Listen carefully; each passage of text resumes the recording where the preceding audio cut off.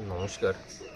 আজকে আমরা যে বিষয়টা নিয়ে আলোচনা করব যে ভক্তি আমাদের মধ্যে সরলতা আনে এবং এই সরলতাই একদিন আমাদেরকে রক্ষা করে। আসলে কি জানেন তো, আমাদের জীবনে এখন আর সরলতা বলে কিচ্ছু নেই। আমাদের কারোর সাথে যদি মিশতেও যাই বা মেলামেশাও করতে যাই বা বন্ধুত্ব করতে যাই বা কাউকে ধরুন সম্মানও দিতে যাই, সেভাবে এটার পেছনে একটা কোনো উদ্দেশ্য আছে, উদ্দেশ্য বিধিও। আসলে এই একটা কথা বলি না মাঝে মাঝে, যে খুঁত কিন্তু বাইরে নেই, খুঁত আসলে আমাদের মনের মধ্যেই রয়ে গেছে কোথাও না কোথাও। এই জন্য দেখবেন আমাদের জীবনে বহু বহু বহু ধরনের প্রবলেম আসে, বহু।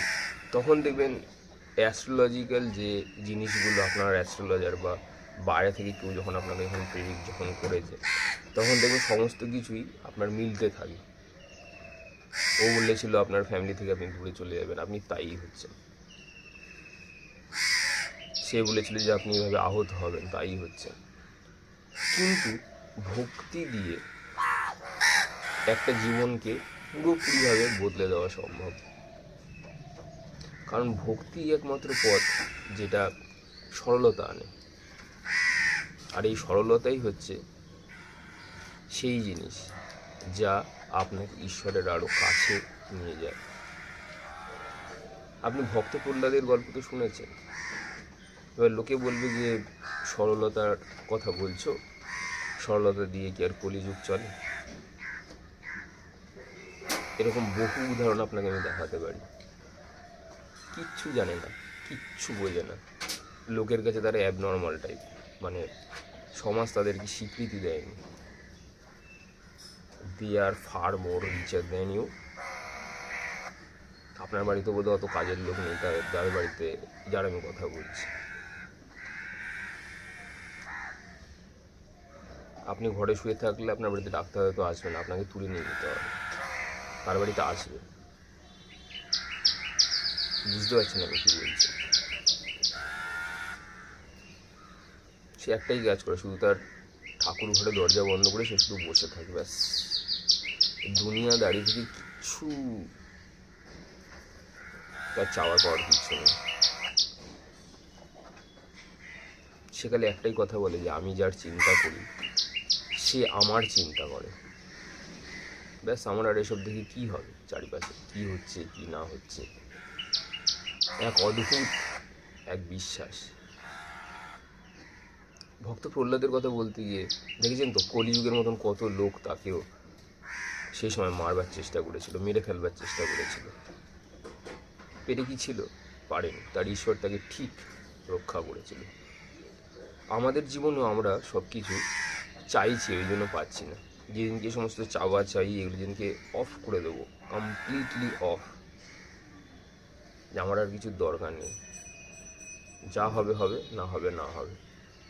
আপনি কোনোদিন আপনার বিষ্ণুর চরণস্থল, মানে এই মণিপুর ছেড়ে আপনি নামবেনই না। মণিপুর ছেড়ে আপনি কোনোদিন নামছেনই না। বাচ্চা কোনোদিনও নামছেই না মণিপুর ছেড়ে। আপনি যেদিনকে চাইবেন না আমার একটু বেশি পয়সা হোক, লোভ, চলে গেলেন কোথায়? মূলাধারে। আপনি পাশের লোকটি চাকরি পেয়েছে, আপনাকেও পেতে হবে, জেলেসি, অহংকার, স্বাধিষ্ঠান। এখান থেকে তো কোনো কিছু ম্যানিফেস্টেশন হবে না। ইন্টেনশান কি? ইন্টেনশানে কি সরলতা রয়েছে? নেই। কিছু ব্যক্তি দেখবেন যে খুব একটা বেশি লেখাপড়া জানে না, খুব একটা বেশি লেখাপড়া জানে না, লোকে সমাজে তাদেরকে গাধা বলে, গাধা। কিন্তু লোকে বুঝে পায় না এই গাধাটার জীবনযাপন চলছে কি করে। ভাই এই কি পয়সা রোজগার করছে কি করে? ভাই এই গাধাটার কাছে পয়সা আসছে কি করে? এর জীবনযাপন চলছে কি করে? তো মরে যাওয়ার কথা ছিল, কেন পারছে? শনিকে অ্যাক্টিভ করে রেখেছে, শনিকে অ্যাক্টিভ করে রেখেছে। আমি তো অর্জুন কিছুই যাই না, কৃষ্ণর হাতে সব ছেড়ে দিয়েছি। শনি অ্যাক্টিভ। শনি যে ঘরে বসে আছে বা বসে, সেই ঘরে না কোনোদিনও সূর্যের আলো বা খোঁজাখুঁজি করতে যেতে নেই। আপনার 4th হাউসের শনি, আপনি খুঁজছেন আমি একটা ফ্ল্যাট বানাবো, আমি একটা বাড়ি বানাবো, হবে না। এবং করেও যদি নেন, তারপর তার জন্য তৈরি থাকুন, সেগুলোকে নিয়ে ঝামেলা পোয়াবার জন্য মজা। শনি 11th হাউসে আপনি ইনকামের জন্য খোঁজ করছেন, পাবেন না। সূর্যের আলো যখনই পড়বে শনি গায়েব, সূর্যের আলো পড়লো গায়েব, শনি গায়েব। আপনার 11th হাউসে শনি, আপনি ইনকামের জন্য সাপোর্ট করছেন, আপনার চিন্তা কোথায় হলো? ইনকামের ঘরে। আর আসবে না, খুব কষ্ট হবে। শনিকে অন্ধ কুয়া বলে, বৃহস্পতির পিছনে থাকে, বৃহস্পতি তাকে সেফ গার্ড করে স্যাটার্নকে। এগুলো অনেক বড় বিষয়, এগুলো বোঝার জন্য অনেক অনেক অনেক অনেক অনেক রিসার্চ করতে হবে। শনি আপনার 2nd হাউসে, যতই আপনি আপনার সেভিংস বাড়াবার জন্য চেষ্টা করবেন, পাবেন না। ছাড়ুন মন থেকে, একদম কমপ্লিটলি, একদম মাথা থেকে ছাড়ুন, উইল ডেফিনেটলি গেট। ততক্ষণ পাবেন না যতক্ষণ আপনি চাইছেন, তখন পাবেন যখন শনি চাইবে। যখন আপনি কমপ্লিটলি মন থেকে না ছাড়ছেন, ততদিন কিচ্ছু পাবেন না। মানে সরলতার একদম শিখরে যেতে হবে,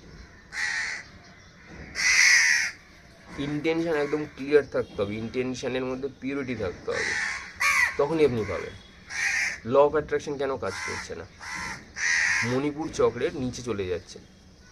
ডিট্যাচমেন্ট প্র্যাকটিস করছিলেন, তখন আপনি সব কিছু পেলেন। হঠাৎ করে ধরুন হাজব্যান্ডের থেকে ডিট্যাচমেন্ট প্র্যাকটিস করলেন, একদিন হাজব্যান্ড এসে আপনাকে অ্যাপ্রোচ করলো। হাজব্যান্ড ধরুন আপনার সাথে মানে মনোমালিন্য ছিল অনেক প্রথম, তো আপনি ডিট্যাচমেন্ট করলেন, ঠিক আছে আমার কিচ্ছু দরকার নেই, ও তার মতো থাকে, আমি আমার মতো থাকি, ব্যাস আপনি সাইলেন্ট হয়ে গেলেন। একদিন সাইলেন্ট হয়ে যাওয়ার ফলে আপনার মধ্যে যে ম্যাগনেটিক ফিল্ড চারপাশে যেটা তৈরি হলো, তার ফলে আপনার হাজব্যান্ড আপনার কাছে আবার এলে আপনাকে অ্যাপ্রোচ করলো, আপনি গলে গেলেন, আপনি আবার মোহতে। আমি বলছি না যে যাবেন না, অবশ্যই যাবেন, কিন্তু কীভাবে যেতে হবে সেটা আপনাকে জানতে হবে। যে আমি তো সব কিছুই কাজ করবো, কিন্তু আমার মধ্যে কি সেই ডিট্যাচমেন্ট বা বৈরাগ্যটা কি আছে এখনও, নাকি আমি একটু হলেও বিগলিত হয়ে গেছি? যেই মুহূর্তে আপনি বিগলিত হবেন, আবার শুরু হবে সেই পুরনো প্যাটার্নের খেলা, আর ভাঙাভাঙি কিচ্ছু করতে পারবেন না, আবার শুরু হবে দোলাচলের কাজ। তো আশা করি বুঝতে পেরেছেন যে ভক্তি মানুষের মধ্যে সরলতা আনে, আর সরলতাই আপনাকে একমাত্র উপায় যে আপনাকে রাস্তা দেখাতে পারে, আপনাকে পৌঁছে দিতে পারে। কোথায় পৌঁছে দেবে? যেখানে আপনি চাইছেন সেখানে নয়, এমন একটা জায়গা যেখানে আপনার চাওয়ার থেকেও আরও ভালো একটা জায়গা আছে, সেখানে আপনাকে পৌঁছে দিতে পারবে। আশা করি বুঝতে পেরেছেন। সবাই ভালো থাকবেন, ধন্যবাদ। আজ আসি।